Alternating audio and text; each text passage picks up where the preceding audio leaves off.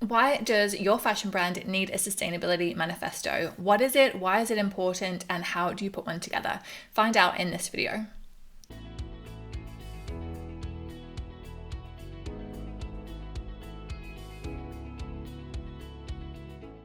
Hi, I'm Vicki, founder of the Fashion Business Coach, and I help fashion brands to scale strategically and successfully.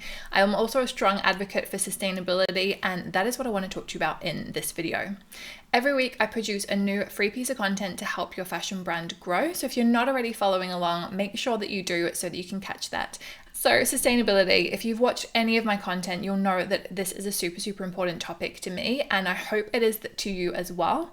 If you are not currently a sustainable brand, you want to have a look at some of my past videos which talk about not only the benefits to the environment, but also I try and make a bit of a case for it as a business strategy as well. There can be huge benefits to having a sustainable business in terms of the profits, the bottom line, all the things, but honestly, I just hope that you're doing it to be good for the planet. Let me know in the comments if you want links to any of those videos. So hopefully you're on board with being sustainable, and so you hopefully are wanting to put together a sustainability manifesto. Super important for any sustainable brand, and I want to explain a little bit what it is. So basically, the whole purpose of this manifesto is to give your brand direction. As you're probably aware, especially if you've been watching me for a while, you'll hear me talk about this a lot. Right now, with the technology that we have available, it's not possible to be 100% sustainable. Unfortunately, always there's going to be something that's got to give. So what as a brand should we focus on? The manifesto is basically going to detail that. It is designed for us internally as a brand to lay out our particular goals and aims and priorities, but also it's something that I actually encourage you to share with your community as well, with your sustainable shoppers.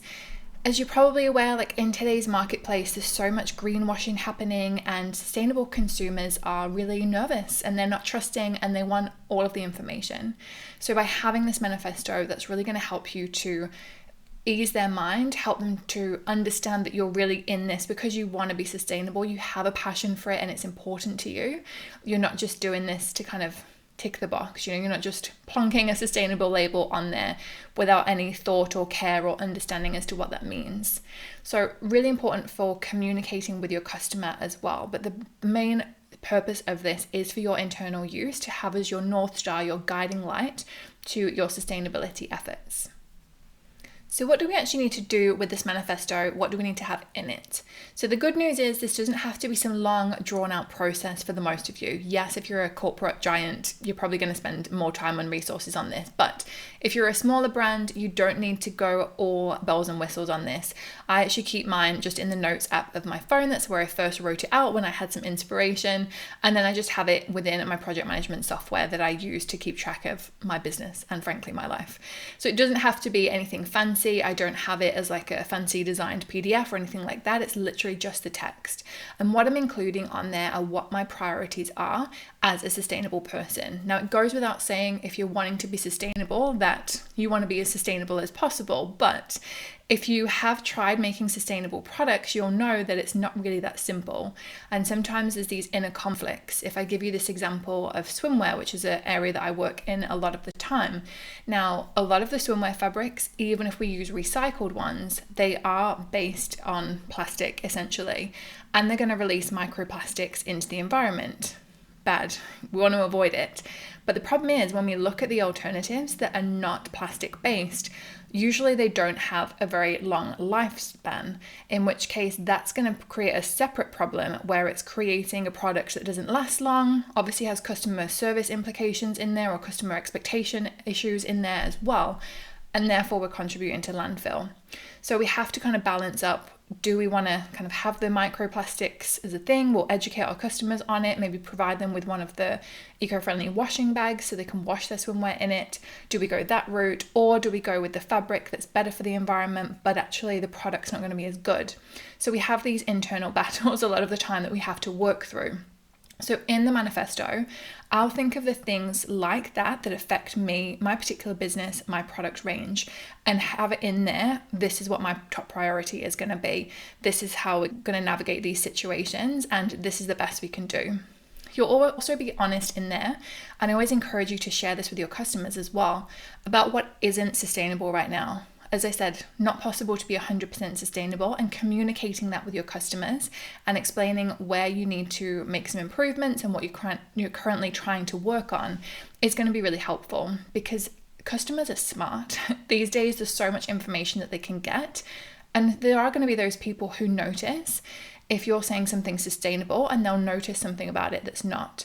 So if you've already been upfront about that, not only is that going to help with the trust, but it's also going to show them that actually you are aware of these things, you have really put the time into the sustainability of your brand, and you have actually already addressed these issues, you're already working on them. Another thing to include in that manifesto is to think beyond the product. This is a problem that I see brands make time and time again, especially new brands, where they're just focused on the product itself and the fabric often.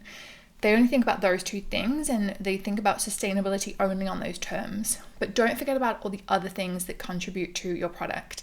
There may well be some trims. If I keep with the swimwear example, you've probably got some kind of fastening, maybe padding. Certainly you've got some thread in there.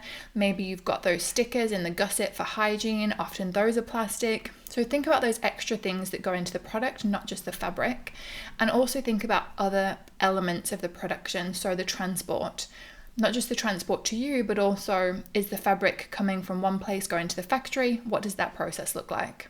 We want to think holistically with this. We want to think of our business as a whole, and that's going to include our business operations as well. So if you have an office, which I'm sure a lot of you do, you want to think, have we got a printer? Do we actually need a printer? Do we need to be printing things out? How many samples are we receiving? Could we cut this down? Could we make this more efficient? So have a think about all those different things that happen in your business and try and streamline them and sustainability-fy them in whatever way that you can. It's all about doing the best and being the most efficient.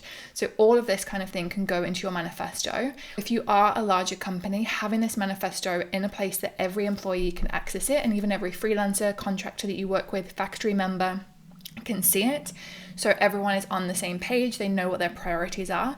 It's actually going to reduce the amount of questions that you get as a manager or owner, because if people are having to make this decision, for example, the swimwear example with the fabric situation, people can just look at this and know what they're supposed to do. They don't have to be pinging you all the time with different questions. So I hope this has inspired you to make your sustainability manifesto. If you're watching this and a lot of these things are going over your head because you're kind of new to the industry, that's okay. I have a free masterclass for you, how to create a sustainable fashion business successfully. That's going to be available for a couple of weeks yet. So if you want to sign up for that, it's completely free. You can register via the link below to see that video. It's for you newbies who are new to the fashion industry and just want some guidance on where to start and what sustainability really means.